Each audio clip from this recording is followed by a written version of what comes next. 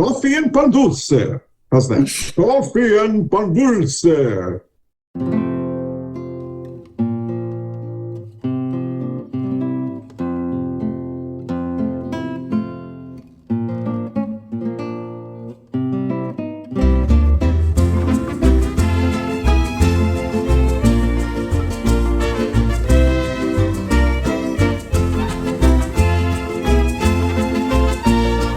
Barb Bacon, and I'm a community advocate here in South Charlotte. If I had my buttons on today, it would be let's get some gun control. I'm tired of looking at the news and seeing this. Black Lives Matter in honor of our friend Joel. And let's have equal rights for everybody.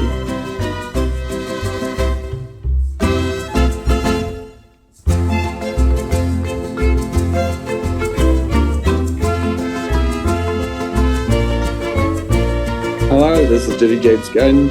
I am a community advocate here in Charlotte, North Carolina for LGBT women's rights with the National Organization for Women, gun sense laws with Moms and Men Action, and anything that extends equity to all. Thank you.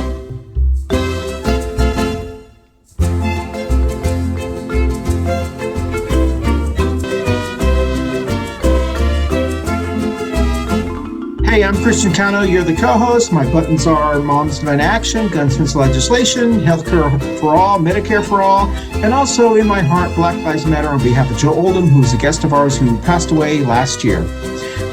That's it.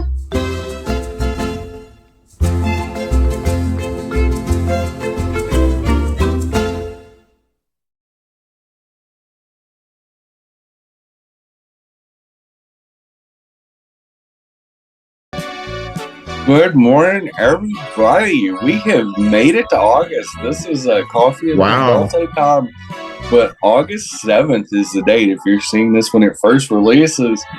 And it's amazing. You know, a recurring theme is how fast this year is going by. We survived the 5 Wednesdays of July, and now we're into the dog days of August and the dog days of summer. The probably some of the toughest stretch of the summer is the heat carries on in certain parts of the country, and certain parts of the country are experiencing wildfires, which is always very scary. In California in particular, I believe there's some pretty significant fires, and in other places as well. But yes, we are into August, and take it away, Christian. Yeah, good morning, everyone, and good morning, Jenny. Thank you so much. As Jenny said, today is August the 7th. When you see this, the day this show drops, we're already in the month of August.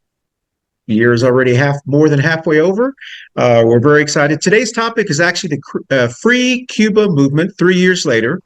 For those who've been watching and following us for the last couple of years, we actually did a show when this occurred.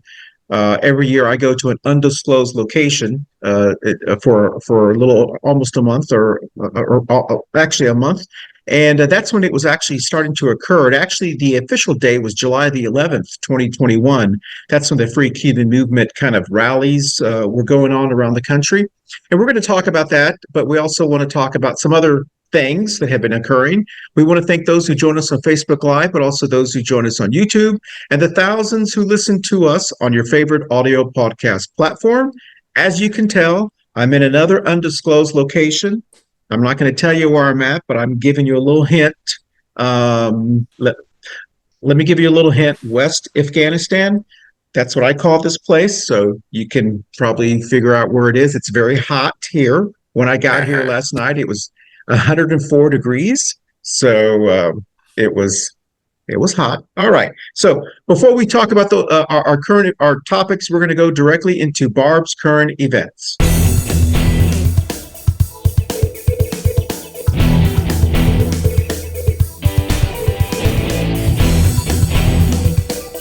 And this is Barb's current events. All right, here we go, y'all.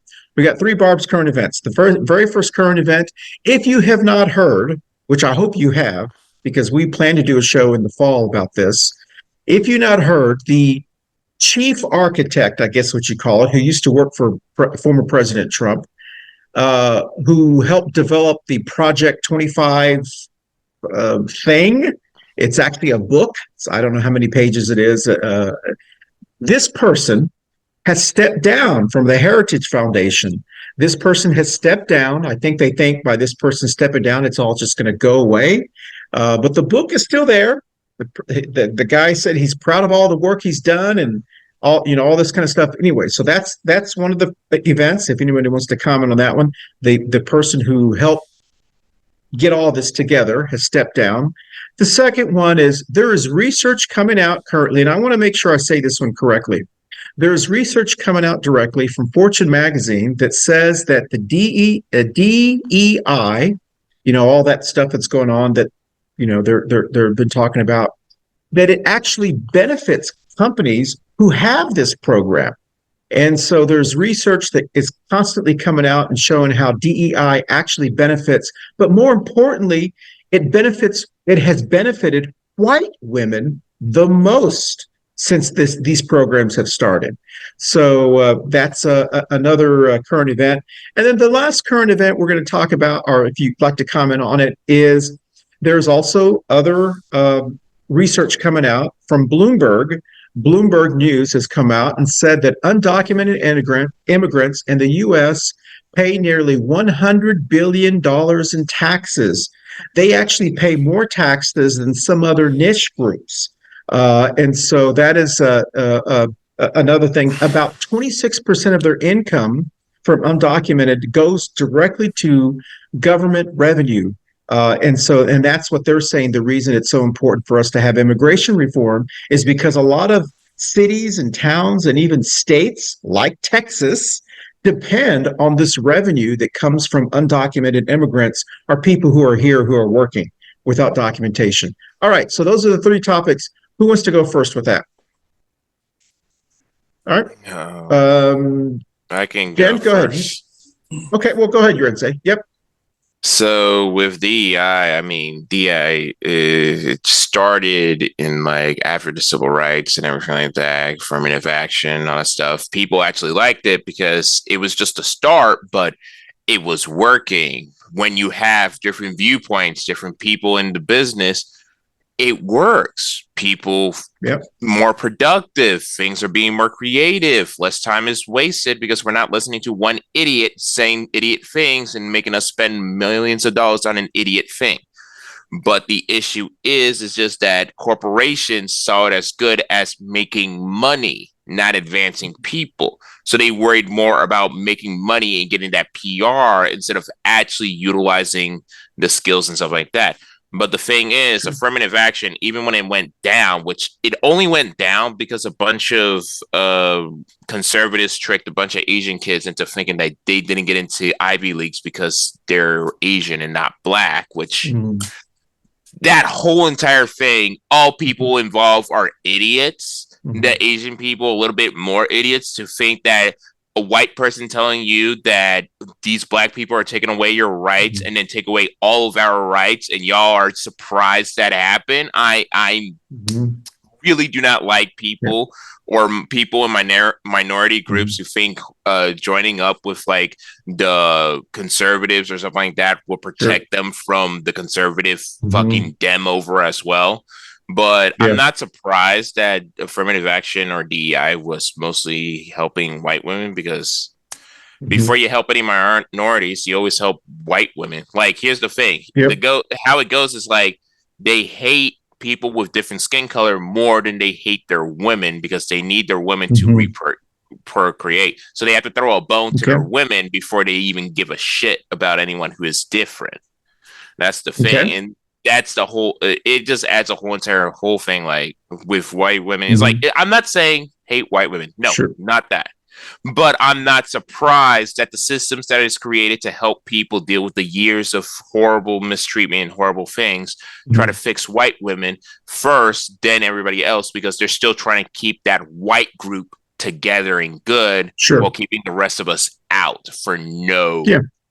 It's just stupid.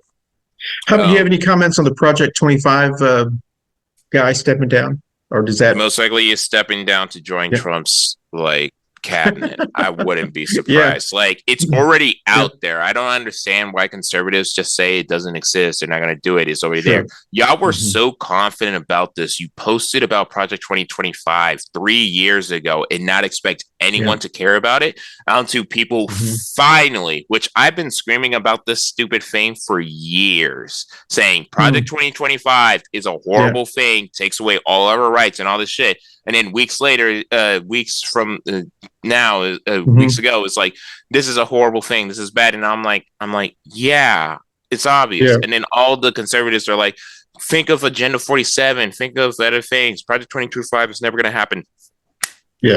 The Heritage Foundation has gave the plan for almost every single conservative president ever. Trump chose Brett Kavanaugh and Amy Coney Barrett based off of the Heritage Foundation and stuff like that. He brags about listening and doing everything the Heritage Foundation say. I genuinely do not understand people who say, like, he's not going to follow this, he ain't going to do it. Like, the man lies 24/7, and you now believe his lies now. Like, you're an idiot. I agree. Hey, Jen, you want to jump in? What do you think about those topics? Well, I mean, first of all, the guy stepping down, I agree with you, Yarince. I believe that, he's probably going on to something different. And two, it's not going to change anything. I mean, no matter what you name it, Project 2021, 25, et cetera, Agenda 47, it's Mein Kampf. I mean, Mein Kampf, whatever the fuck you want to call it, it's the, Heritage Foundation. The KKK handbook started in 1980 is a launch for Reagan and a lot of this conservatism, the launch of the Libertarian Party, that has its roots back to Ayn Rand and a lot of things that originated from Russia.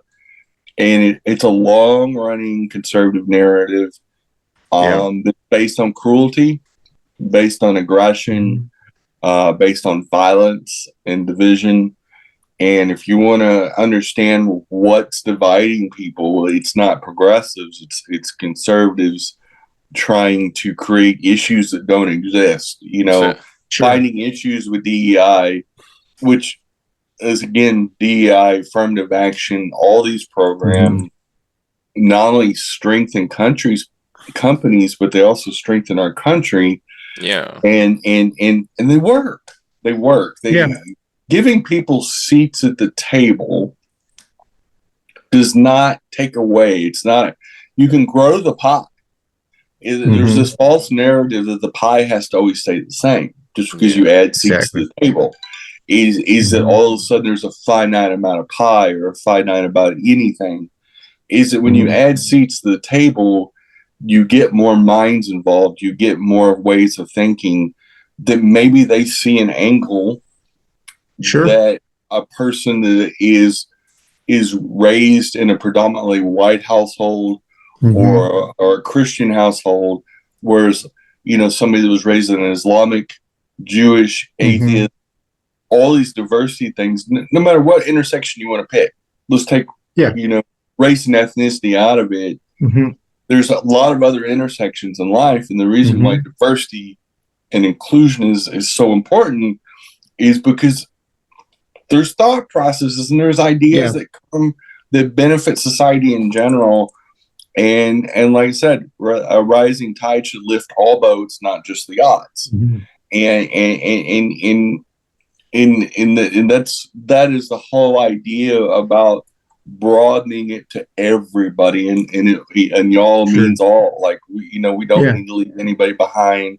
We don't need to concentrate power into one group, i.e., white women or white. What are your thoughts about the immigrants paying all the taxes? I mean, I know I'm preaching to the choir. Here. I mean, exactly. I mean, it's the surge of migrant workers that come during the grow seasons was a huge annual boom for San Antonio, that we grew by hundreds of thousands of people that came in, their families came in, and they spent money in our city. Sure. And they contributed to the sales tax base, to housing, to the diversity of our economy, and provided a function not only just in San Antonio but in South Texas and the Rio Grande Valley. And they're a much needed labor force that our local labor force could not provide temporarily during the growth season, which is not 12 months out of the year, but in a specific time of the year for multiple crops, citrus crops, strawberries, cotton, et cetera, et cetera, et cetera. The people were not going to go quit their jobs and go work in these farms and ranches. So it's a much needed boom. And I've seen it myself with my own eyes, and so not shocked at all whatsoever. We need labor. It's jobs that typically, I'm going to say, white people in general don't really want to do, and most Americans, no matter who you are, don't really want to do. And so these people were coming from El Salvador, Guatemala, wherever they're coming from, and saying, I'll do it for as long as you give me a job. What annoys me the most is like these people are just coming here trying to make a living, paying taxes, contributing to the community, doing everything, doing essential jobs that give us the food that we eat and everything like that. And then people are going to eat crap like they're stealing our jobs and stuff like that. How about complain to the companies for not making those jobs better and better pay? So if it's better pay, you can take it and stop bitching about it. And if not, those people who are slaving away in hot summers have the money, healthcare, and everything they need. And the whole illegal immigration, you're illegal because you cross an imaginary line. Like this country was literally founded by a bunch of illegal immigrants going in here and mass murdering the natives population. The native population ain't mass murdered them back. They sadly are trying to recover and trying to get back all their artifacts and everything like that, which there's a whole entire issue with immigration. But the best way to fix immigration is just making it work and easier. Enough with this stupid lottery system or brain stealing all the people, smart people from other countries. How about we invest in our education and make our own people smart instead of stealing from other people? How about we just let our immigration easier for people to come in because they're running away from poverty, from crimes, from bullshit that the United States itself had a hand in. And we literally have a giant copper statue in New York saying, we accept you, and we still go against it. Like, it's wild. We should destroy the Statue of Liberty if we're not going to follow those rules. We say we're going to do it. We should get rid of all the Christian imagery in the government because Christianity said treat the sick and poor and those who are home who don't have homes and stuff like that. We ain't doing this shit. And it's annoying me that we try to say that this it's an American to help with these illegal immigrants. And it's like, it is literally the American way to be an immigrant, come here and make yourself into something through the good systems that we have built here to help everyone else. But there's just a group of people here who are upset that everyone has access to all those resources and want to hoard it for themselves instead of thinking, it would be a lot easier, better, more beneficial, more profitable, and in every other way to allow everyone have access to good healthcare, good education, housing. And even if you're an immigrant, it's perfectly fine because you're still going to help the country become better and bigger. Like all America needs is just bodies. We will do the rest. On that note, we're going to take our first break. We'll be right back on Coffee and Pan Dulce right after this. Hey, y'all. Thanks for watching the Florida shows. They've been wildly successful. Obviously, it's a topic that you guys have enjoyed and wanted to know more of. And we like talking about the dumpster fire. They used to be the state of Florida, and we'll probably talk about it some more this summer. Thanks for watching, y'all. Bye, y'all. Thanks for watching. Hey, y'all. Thanks for watching. And support local Black and brown businesses, including our sponsor, Manolo's Bakery. That has some fabulous pastries, food, king cakes, all kinds of specialty cakes, tamales, and much, much more. Some of the best food you eat in Charlotte, North Carolina. Again, Manolo's Bakery, right here in East Charlotte. Thanks for watching. Mm. So I have a great fall lineup, and we encourage you to tune in to many of our fabulous shows, like our He Say show, and many more things in October and November as well. Thanks for watching, as always, and we'll see you next time. Bye, y'all. Hey, everyone. Thank you so much for watching our Coffee Pan Dulce show every week. Don't forget, you can watch us visually on our video podcast platforms on Facebook and YouTube, but you can also listen to us on your favorite audio podcast platforms like Apple, Amazon, iHeartRadio, Spotify, and all of the other ones that your favorite, whatever your favorite is. Once again, thank you for watching us on Coffee Pan Dulce. We'll dance out. Hey, y'all. Thanks for watching our spring shows and sticking with us. And we've got a fabulous summer lineup. I hope y'all are excited as I am. And let's enjoy our summers. Hot Girl Summer 2024. See y'all. Bye, y'all. Bye, y'all. Welcome back, everyone. Well, thank you, both of you. Great insight. You know, exactly what you guys said. I mean, it doesn't, it's not rocket science. When people who come here who are doing a lot of these essential jobs, as Yarince mentioned, they're one of the reasons that we are able to go out to eat anywhere we want to and have food on our tables, especially the produce that comes from here in the United States.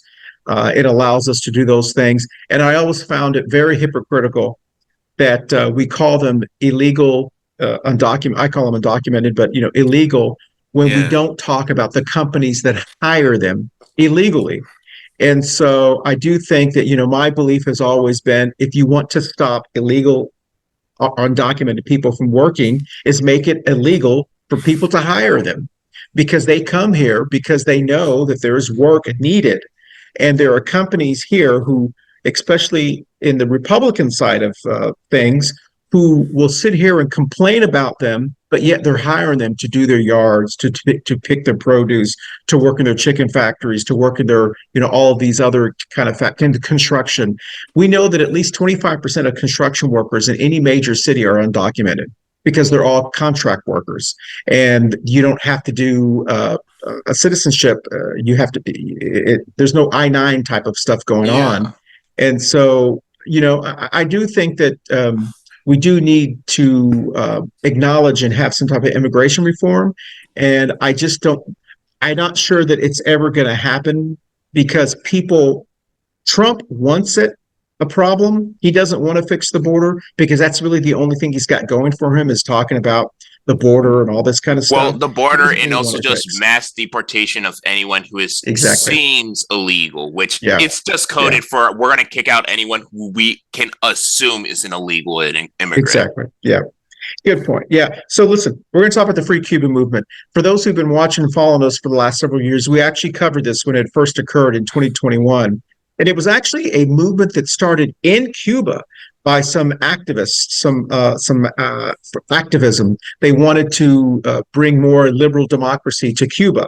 And, that's not something new, but and then it kind of, there were people, Cuban Americans, who supported them. So all around the United States, there were these pockets of rallies that were occurring around that time period. And we were actually, we covered one of them that was going on in the Key West area of Florida, in the South Florida area.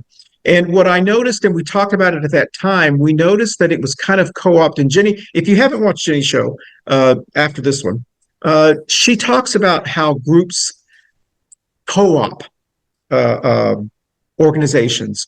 And it seemed at the time that the Trump movement, because he had lost his election, that they had co-opted this to somehow make it like it was Biden's fault, that Cuba wasn't free, and because there were a couple of people out there with Trump flags going on, and I kind of noticed that.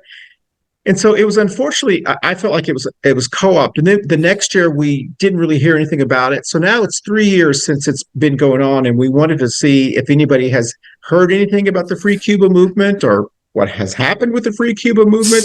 I mean, Cuba is still there. You're in. Go ahead. I was a dumb college student graduating, so I barely heard it. What was the Free Cuba movement about? Yeah. So and that's kind of what, I think, I'm not sure if people kind of realize how it started. It was really a movement that started in Cuba by young people. And they were doing some rallies out in their streets, and they were arrested by the Cuban government because there's not a lot of freedoms to be able to talk about the government. And in support of them, because they were having problems with eggs and milk and the Cubans, yeah. and so they were kind of rallying, and then around the country people started doing these free Cuba movement marches. Yeah. And they were Cuban Americans. And so then they kind of co-opted into, well, we need the United States to do a better job of helping Cuba. But they started kind of putting the blame on Biden. Like, it was your fault, even though this all occurred during Trump. And so that's kind of the way it went. But I don't know, Jenny, do you have any comments? Because I'm not even sure if anyone kind of remembers the movement. Well, it was definitely a MAGA generated, crisis, just like the border crisis. Yeah. Which, there's, for every one person that goes across the border, there's typically another one that goes back. And we've actually had negative immigration with Mexico. Yeah. For a considerable amount of time. But anyway, with how things are going. And there's a lot of Americans and expats that actually live in Mexico, which is very ironic. But you went to one of the rallies, right? When you were in 2021, I think, if I remember correctly, in Charlotte. I attended it, and it really was mostly libertarians and MAGAs that were at this thing. There were very few Cubans actually at this thing, if at all. Yeah. And it was very obvious what it was. And it was a very dubious situation. And just in general, it was kind of an example. I mean, I encourage everyone to watch Jenny's show that comes on every Wednesday at 11:30, especially the one that's going to drop today. She talks about how groups, I'm not sure if it's strategically, but somehow they try to co-opt other groups. And so this one, I think, was an example that there were, I really believe, because the people that I spoke with down in Key West, they were Cuban Americans, and they were really standing up for a lot of their relatives in Cuba who were having hard times, just getting basic food items. And they really wanted the United States to kind of do more to help them. Yeah. And then you had the kind of the MAGA Cuban Americans who were more just upset that Trump had lost, and they just kind of wanted to blame, Biden for something. And this was kind of like the first things. That's the thing. It just, with this movement, it's shitty. MAGA is horrible. There's nothing good about it. Like, you're not making America great. America has never been great. No country has ever been great. History is just a long line of different viewpoints, of different ideas, of different things just lapped up all together. And there has never been a time where all collectively, all Americans said it was great. Yeah, the 1950s were great for manufacturing and stuff like that, but Jim fucking Crow. That's the thing. I see what you mean. Yeah, that's a good point. But MAGA is trying to co-opt and take in smaller, more different groups that aren't white and stuff like that, so they can hide behind them whenever they say they're racist, idiotic, dumb viewpoint. So they always have to have those few gay people who are conservative, or few Latinos who are stuff like that. So they can go out and have them say all the racist, xenophobic, horrible things. And they're like, I, a white person, agree with this Latino person, so I can be racist myself. That's why I believe they co-opt the group, because they will find them. They're out there willing to help them. Yeah, if you have enough money, it's gonna help. But there's some people who are just brain rotted and agree with it, and I'm like, I would at least make some money off of them. But no, that's a good point. Like what was the two ladies that had that podcast for a long time? And one of them died because of COVID. Yes, yes, yes. You know what I I'm know talking who you're about? talking about. It's Yes, like, exactly. why would you give up your life for such a stupid movement? They Hey, wouldn't they were, like yeah, even if they had the COVID cure for you, they wouldn't even sure. give it to you. That is a Yeah, fact because they would only yeah, hoard it and keep it to themselves. Because this is like MAGA is this one entire white thing. And then there's a whole hmm, issue with Cubans and stuff like that, where there's colorism, and then there's this whole white thing. And then a lot of people who escaped from sure. Cuba, they were a lot of the rich people who are more toward a conservative. Later on with the Yeah, whole Fidel Castro, I don't know the man. I don't know how it went. They yeah, had some good social systems, but how the government sure. is being so authoritarian, not Yeah, really worth the social systems. And it's good that people want to call out, like, hey, we have good systems. hmm, We don't need to be this cruel and horrible to our own people. We should have more compassion and yeah, stuff. And it's just annoying that this fascist group here in our states is taking over hmm, another group who is trying to stop the fascism yeah, happening exactly. just because they have the excuse to say the fascism is socialist, so they're Hmm. bad, even though they're trying to do a capitalist fascism. And the problem isn't the capitalist or the socialist, it's the fascist. That's Yeah, the yeah. issue. Good point. Listen, well, listen. If you like what you hear from, if you like what you're hearing, Jenny does have a show that comes on every Wednesday at 11:30. It's called Two Queers in a Truck. This last commercial, and then we'll come back just for a very brief moment. We'll talk about her show. We'll be right back on Coffee and Pan Dulce right after this. Hey y'all, thanks for watching Coffee and Pan Dulce, but I wanted to talk about something personal. I started a company with a business partner of mine called Java Notes Records. And we have an Instagram page, and in our biography, or as the cool kids call it, the bio, we have a link to our Indiegogo page. If you go onto our Instagram or our Facebook, we have a campaign going for our Indiegogo, and it's helping us start this company that's going to help so many people between employment, charitable events, things of that nature. We're really doing this for our local community and really trying to help others and create a job for me too. But if you would go to our Instagram page for Java, like JAVA Notes Records, and I would appreciate the support. Thanks for listening. All Bye, right. y'all. So Instagram and Facebook, Java Notes. Records. Right. Got it. Java Notes Records. All right. Thank you. Up next is Two Queers in a Truck with Jenny and Christian. And hope you guys tune in. We'll see you in about 15 to 20 minutes. Thank you.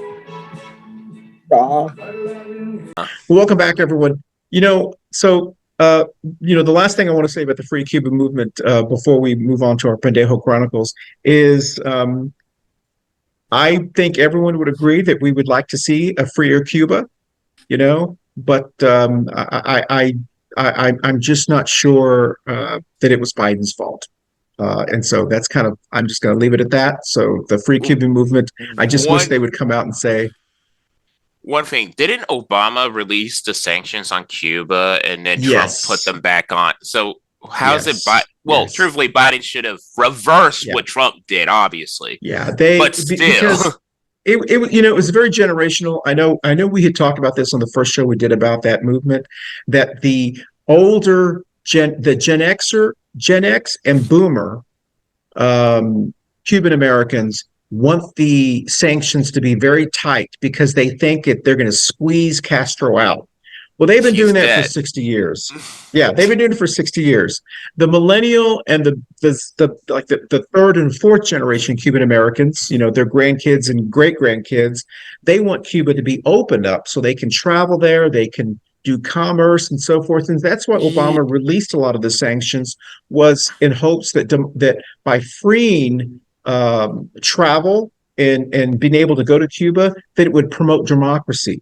Yeah. And so that was kind of what was going on. So listen, our Pendejo Chronicles, because we're running out of time. Here is our Pendejo of the week.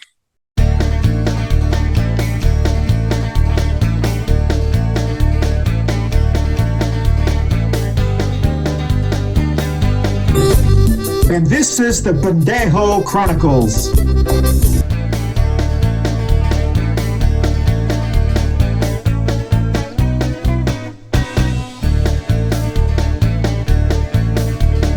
Yeah. All right, here it is. Marco Rubio Jenny and I talked about this on her show that she taped earlier today that drops later today.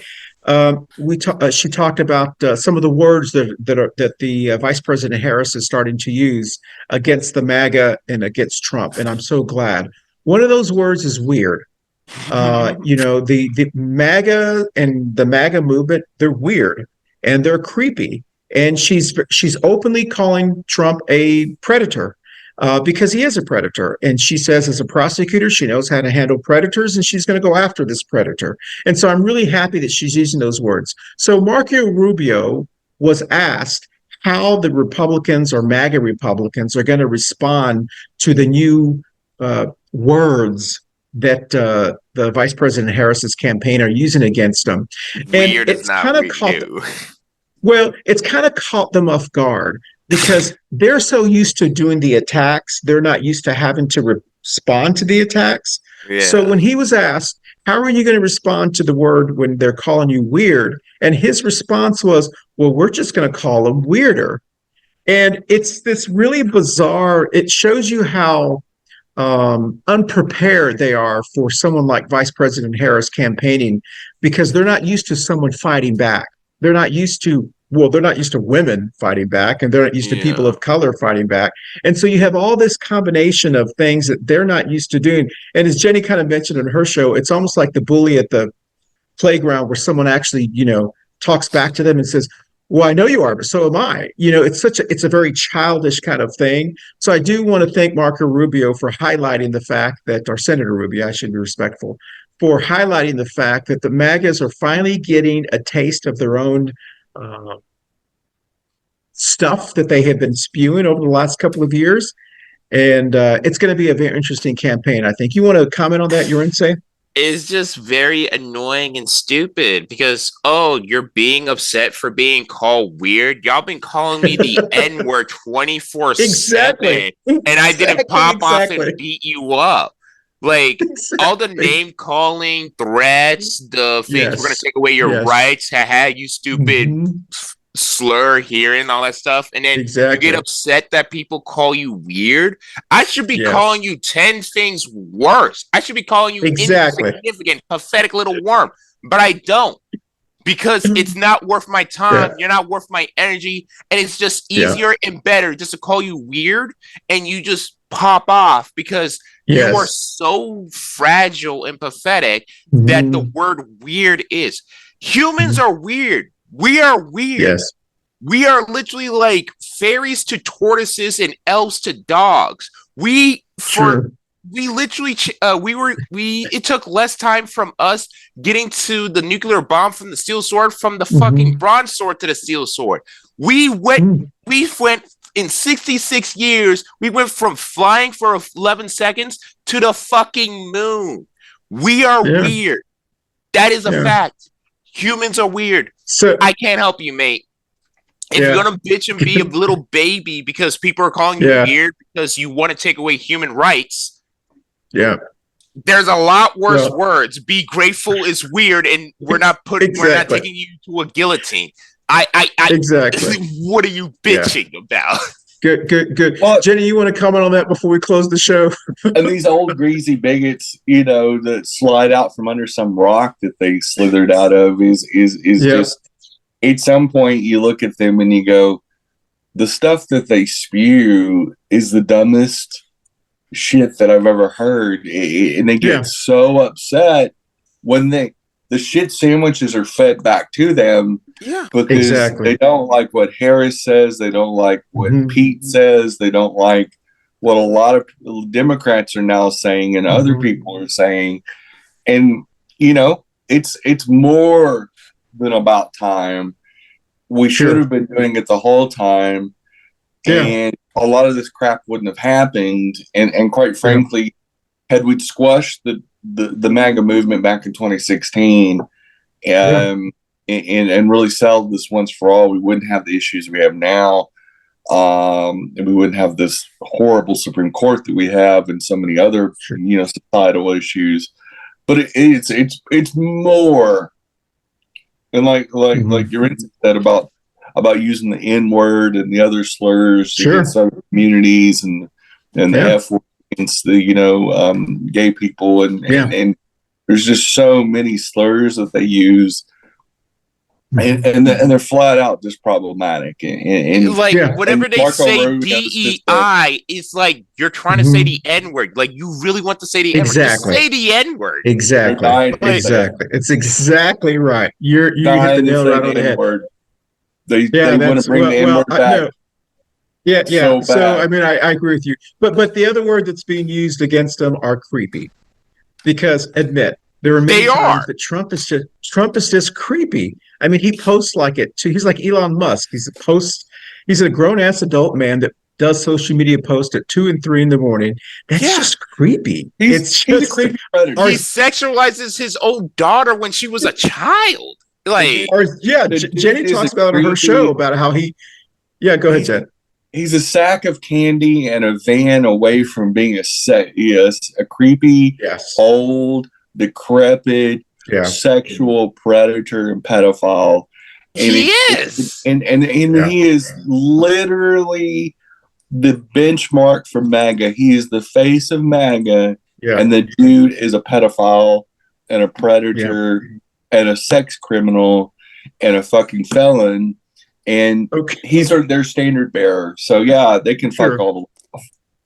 All right. Well, listen, we've run out of time. It's been a good show. I do want to remind everyone that we do have about 3 more shows left for the summer.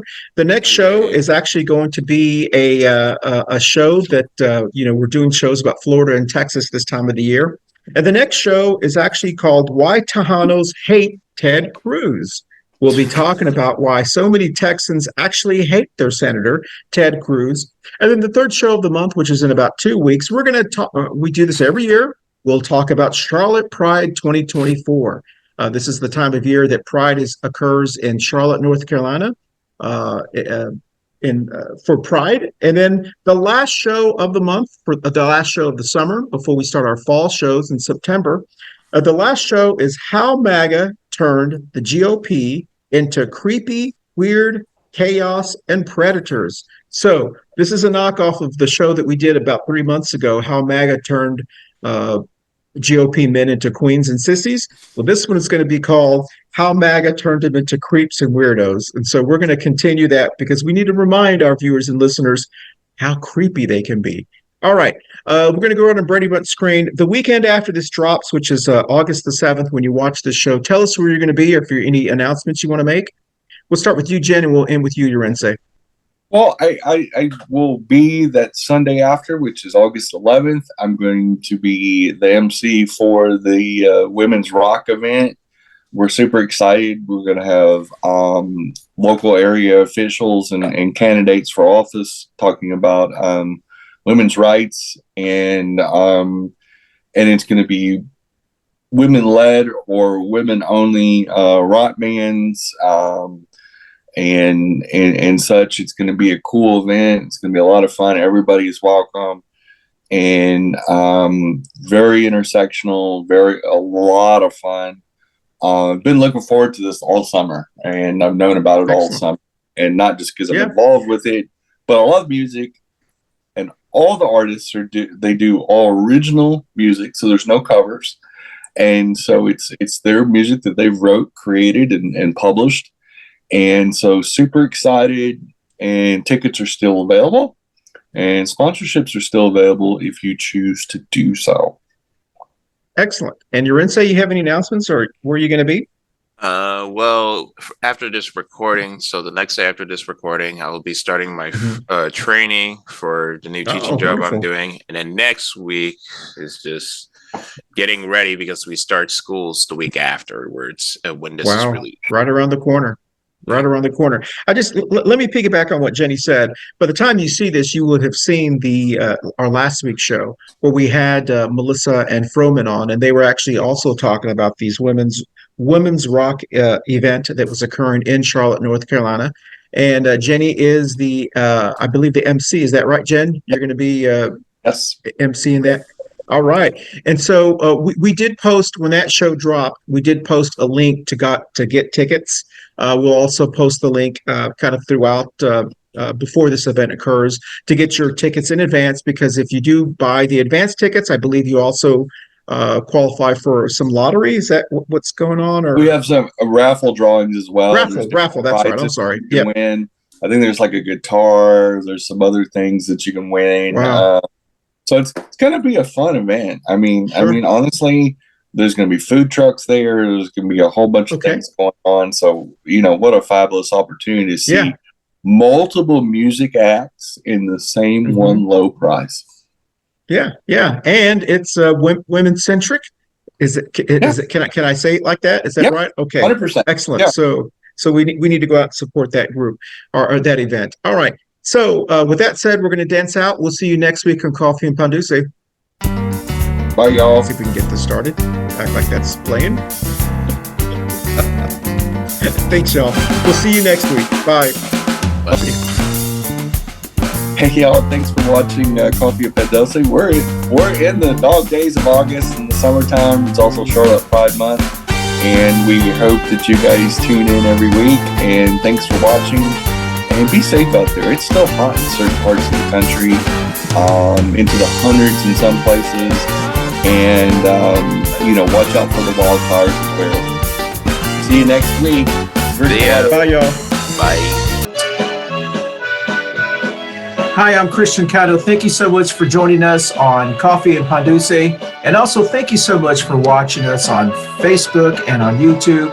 But also don't forget, you can actually listen to us on your favorite audio podcast platform like Apple, Spotify, Google, Amazon, Deezer, Podcast Addict, Podcast Chaser, and others. Once again, thank you for so much for watching us and listening to us on Coffee and Pan Dulce. Have a great day.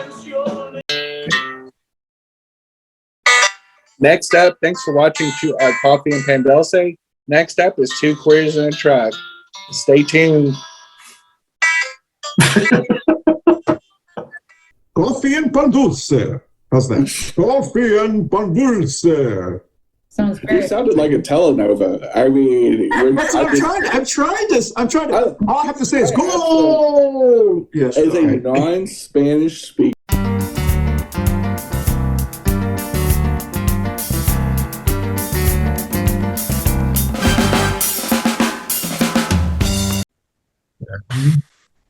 And when you hear the music, good job, y'all. Good job, Yarince. All right, when we come back, I'm just gonna wrap that up, and we'll talk only for about 5 minutes on the free Cuba movement 3 years later. Here we go. Okay, guys, we only have about 4 minutes left, so as soon as we come back, we're just gonna do the Pendejo Chronicles, and then we'll end the show. You good, Jen? Yepers. Okay. I know you're still she's having allergies. All right, here we go. Coffee and Pan Dulce. How's that? Coffee and Pan Dulce.